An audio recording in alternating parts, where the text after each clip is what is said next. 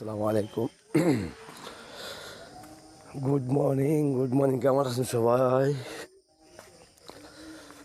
আসলে ঢাকার থেকে রাতকে লঞ্চে বাড়িতে আসলাম। যে গ্রামের রাস্তা কাইট অটো থেকে নামনা আস্তে আস্তে হাঁটা শুরু করলাম। দেখি দোকান, এলাকার দোকান আছে, এখানে যাবো, চা খাবো, তারপরে রিল্যাক্সে বাড়ির দিকে যাবো। তো সবাই কেমন আছেন? তো শীতের সেকাল তো গ্রামে শীত শীত ভাব, মানে ঠান্ডা লাগতেছে। শহর তো মনে করেন যে আমরা ফ্যান চালায় ঘুমাইতেছি, এখনো ঠান্ডাটা অনুভব পাই না।